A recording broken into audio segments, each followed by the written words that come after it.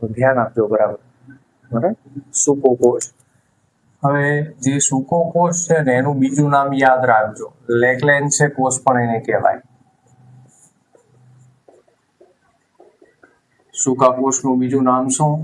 લેગ્લેન્સે કોષ. દિવાલ ઘડિયાળમાં જે પાવર જે આપણે વાપરીએ છીએ બરાબર, એ સૂકો કોષ છે. કે રિમોટમાં જે આપણે સેલ નાખીએ છીએ સૂકો કોષ છે બરાબર.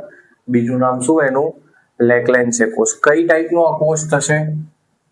તો કે પ્રાથમિક કોષ. પ્રાથમિક કોષ શું કામ? પ્રાથમિક કોષ એટલા માટે કે આને રિચાર્જ કરી શકાતો નથી બરાબર. એના વોલ્ટેજ પૂરા થઈ જાય, કામ કરતો બંધ થઈ જાય એટલે એને ફેંકી દેવાનો રહે. સમજાય છે બરાબર. હવે આમાં જે છે ને ઝીંક ધાતુનું જે પાત્ર છે સૂકા કોષનું, ડ્રાય સેલનું જે આઉટર જે એનો સિલિન્ડર છે એ કઈ ધાતુ છે? ઝીંક. અને એનોડ તરીકે વર્તે બરાબર. તો એનોડ તરીકે અહીંયા જે છે આ યાદ રાખજો, એનોડ તરીકે શું લેવાનો છે? ઝીંક લેવાનો છે બરાબર. કેથોડ તરીકે શું હશે? તો કે કેથોડ તરીકે ગ્રેફાઇટનો સળિયો. તમે જોજો રિમોટના સેલને ક્યારેક તમે નકામો થઈ જાય એને તોડો ને બરાબર, નાનપણમાં જો આવા કારનામા કર્યા હોય, વાંદરા વેળા કર્યા હોય તો કર્યા જ કે નથી કર્યા? હા, એને તમે તોડો ને તો એમાંથી કાળો ભૂકો નીકળે, ગ્રેફાઇટનો સળિયો હોય અંદર. એ ગ્રેફાઇટનો સળિયો છે ને નિષ્ક્રિય વિદ્યુત ધ્રુવ તરીકે છે ત્યાં બરાબર. એટલે રિડક્શન પ્રક્રિયા ગ્રેફાઇટ ઉપર થાય એટલા માટે. તો ગ્રેફાઇટનો જે સળિયો છે એની અંદર એ નિષ્ક્રિય ધ્રુવ તરીકે છે બરાબર. એની આસપાસ MnO2, ગ્રેફાઇટના સળિયાની આસપાસ MnO2 ની જે છે લુગદી હશે. શેની લુગદી હશે? MnO2 ની લુગદી. એ ઉપરાંત NH4Cl અને ZnCl2 ની લુગદી બાકીના અવકાશમાં, અંદરનો જે બાકીનો ખાલી ભાગ છે એમાં એમોનિયમ ક્લોરાઇડ અને ઝિંક ક્લોરાઇડ ની જે છે લુગદી ભરેલી હશે ઇલેક્ટ્રોનના વહન માટે. શાની માટે? ઇલેક્ટ્રોનના વહન માટે બરાબર. જે ઇલેક્ટ્રોનનું જે વહન થવું જોઈએ એની માટે કંઈક મીડિયમ તો જોઈએ, માધ્યમ તો જોઈએ. તે માધ્યમ તરીકે આ લુગદી છે. અહીંયા ઓક્સિડેશન કોનું થાય છે? યાદ રાખજો, ઝિંકનું. કોનું? ઝિંકનું. અને રિડક્શન કોનું થાય છે? તો મેંગેનીઝનું.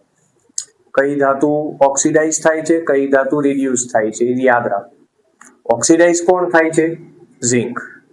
રિડ્યુસ કોણ થાય છે? મેંગેનીઝ. હવે બંને કઈ રીતે જે છે ઓક્સિડાઇઝ કે રિડ્યુસ થાય છે? પહેલા ઓક્સિડેશન ને સમજો.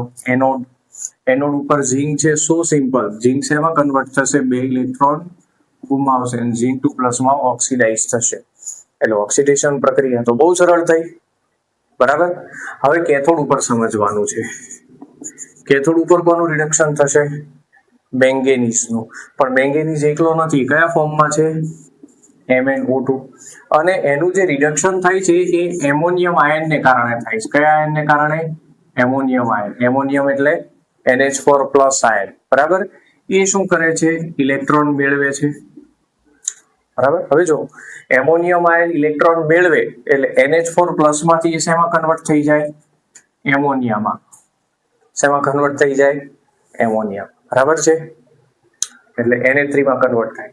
અને અહીંથી જે હાઇડ્રોજન છૂટો પડે એ આ મેંગેનીઝ ઓક્સાઇડમાં જે 2 ઓક્સિજન છે ને એમાંથી એક ઓક્સિજન સાથે હાઇડ્રોજન જોડાઈ જાય. ઓકે, એટલે જે છે કન્વર્ટ આ રીતે થાય, MnO OH બરાબર. હવે અહીંયા તમે જુઓ કે મેંગેનીઝ ઓક્સાઇડમાં અહીંયા જે છે મેંગેનીઝનો ઓક્સિડેશન સ્ટેટ શું થાય? +4 થાય. ઓક્સિજનનો -2, -2 × 2 એટલે -4, પેલી બાજુ +4. Okay, right. અચ્છા, અહીંયા જે છે આ ઓક્સિજનનો ઓક્સિડેશન સ્ટેટ -2 અને OH આયન જે આખો છે એનો કેટલો થાય? -1. એટલે આમાં મેંગેનીઝનો ઓક્સિડેશન સ્ટેટ શું થાય? +3 થાય. સમજી ગયા? એટલે તમે જુઓ કે મેંગેનીઝ +4 માંથી શેમાં કન્વર્ટ થયો? +3 માં કન્વર્ટ થયો બરાબર. એટલે શું થયો? ઓક્સિડેશન આ ઘટ્યો એટલે રિડક્શન થયું એનું. સમજી ગયા? રિડક્શન કોના દ્વારા થયું? NH4+ આયન ઇલેક્ટ્રોન મેળવીને એમોનિયામાં કન્વર્ટ થયો અને જે હાઇડ્રોજન છૂટો પડે એ 2 ઓક્સિજન છે એ પૈકી એક ઓક્સિજન સાથે જોડવાનો થાય. જો આની કુલ કોષ પ્રક્રિયા એકંદર જે છે આની સેલ રિએક્શન લખવી હોય કોષ પ્રક્રિયા, તો ઇલેક્ટ્રોનનો ફેરફાર બે બાજુ સરખો કરવો પડે. અહીંયા 2 ઇલેક્ટ્રોન છે, અહીંયા કેટલા ઇલેક્ટ્રોન હોવા પડે? તો આખી રિએક્શન ને કેટલા વડે મલ્ટીપલ કરવાનું થાય? 2 વડે સમજાય છે. તો આ 2 ઇલેક્ટ્રોન જે છે એ કેન્સલ કરો તો શું થાય? Zn plus 2MnO2 plus 2NH4 plus gives 2MnO in the bracket OH plus 2NH3. Okay, બરાબર. બીજું કે અહીંયા જે એમોનિયા વાયુ છૂટો પડે છે, બરાબર, એ જે ઝિંક 2 પ્લસ આયન છે ને અહીંયા જે છે, હું ઝિંક 2 પ્લસ આયન તો લખતા જ ભૂલી ગયો, Zn2 પ્લસ, બરાબર, product side Zn2 plus plus 2MnOH plus 2NH3, બરાબર. હવે જે આ એમોનિયા વાયુ છૂટો પડે ને એ ઝિંક 2 પ્લસ સાથે જોડાઈને એની સાથે સંકીર્ણ સંયોજન બનાવે, કોમ્પ્લેક્સ કમ્પાઉન્ડ, બરાબર. Zn NH3 2 પ્લસ આ રીતનું સંકીર્ણ બનાવે, બરાબર. અને આ જે પ્રક્રિયા થાય છે અહીંયા, એનો જે પોટેન્શિયલ છે એ કેટલો મળે છે? Potential 1.5 volt. કેટલો મળે છે? 1.5 વોલ્ટ જેટલો વિદ્યુત સ્થિતિમાનનો તફાવત આની અંદર મળે છે, બરાબર.